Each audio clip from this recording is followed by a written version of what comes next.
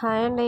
Last వీడియోలో అరుణాచలం అనే గుడి చూపించాను కదా, అది పార్ట్ 1 అండి. ఇప్పుడు ఈ పార్ట్ 2లో మనం మిగతా గుడి చూద్దాం. పార్ట్ 1లో మీకు చూపించిన వీడియోలో బయట ప్రాంగణంలో ప్రతిష్ఠించిన లింగాలను దర్శించుకున్నారు కదా.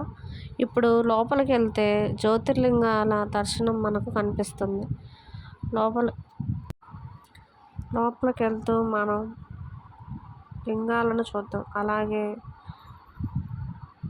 అయ్యప్ప స్వామిని, ఆంజనేయ స్వామిని, శివుడు, అలా పలు రకాల దేవుళ్ళను కూడా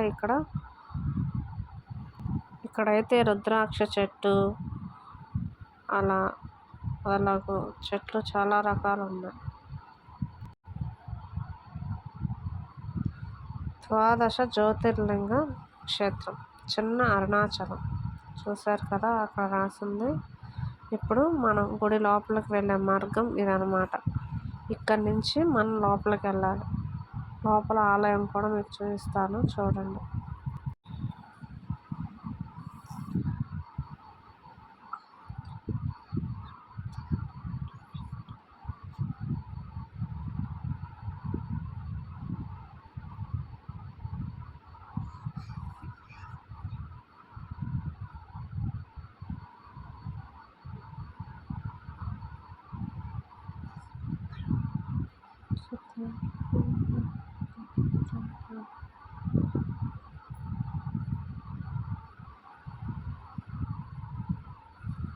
చూస్తున్నారు కదా, అయ్యప్ప స్వామి. అలాగే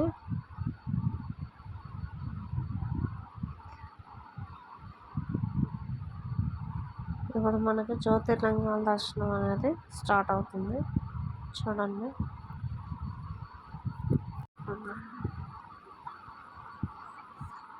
జ్యోతిర్లింగాలకి మనం అభిషేకం కూడా చేయొచ్చు. అభిషేకం టికెట్ ఇస్తారు.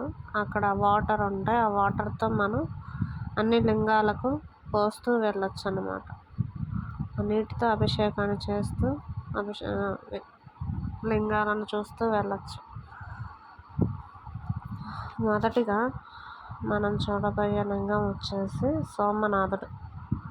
తెలుసు కదా మీ అందరికీ, గుజరాత్లో ఉంది సోమనాథేశ్వర్. అలాగే మల్లికార్జునుడు, ఆంధ్రప్రదేశ్ శ్రీశైలంలో మల్లికార్జున స్వామి. అలాగే మహాకాళేశ్వరుడు, మధ్యప్రదేశ్ ఉజ్జయినిలో ఉంది ఈ లింగం.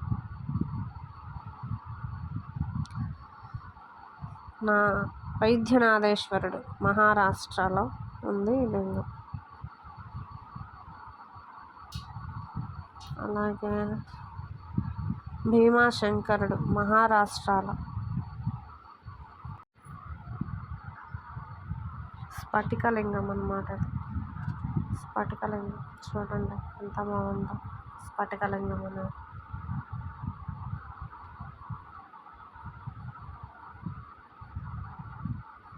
ఇక్కడ వచ్చేసి నాగేశ్వరుడు,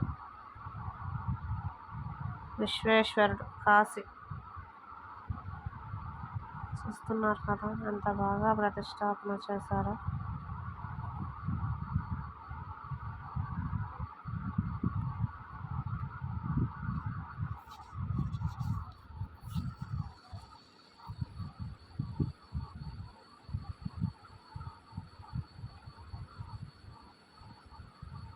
చూస్తున్నారు కదా అందరూ ఎలా అభిషేకం చేస్తున్నారు. ఇది లోపల ఆలయ ప్రాంగణం అండి. ఈ లోపల ఆలయ ప్రాంగణంలోకి మనం దర్శనం చేసుకొని బయటకు వచ్చిన తర్వాత బయట ఇట్లా ఉంటాడు సుబ్రహ్మణ్య స్వామిది. చూస్తున్నారు కదా, ఇలా పెద్ద విగ్రహం ఉంటుంది. మా పిల్లలు అక్కడ ఫొటోస్, వీడియోస్ చాలా దిగారు. చూస్తున్నారు కదా, చాలా అంటే చాలా బాగుంది చిన్న అరుణాచలం. మీరు కూడా భద్రాచలం ఎప్పుడైనా వెళ్ళినట్లయితే తప్పకుండా ఈ గుడిని దర్శించుకోండి, చాలా బాగుంటుంది. అరుణాచలం ఎవరైనా వెళ్ళలేదు అనుకుంటే వాళ్ళకి ఈ గుడి మాత్రం చాలా బాగుందండి. ఒకసారి అరుణాచలం లాగానే ఈ దేవాలయాన్ని కూడా ఒకసారి దర్శించుకుంటే చాలా మంచిది. జై శ్రీరామ్.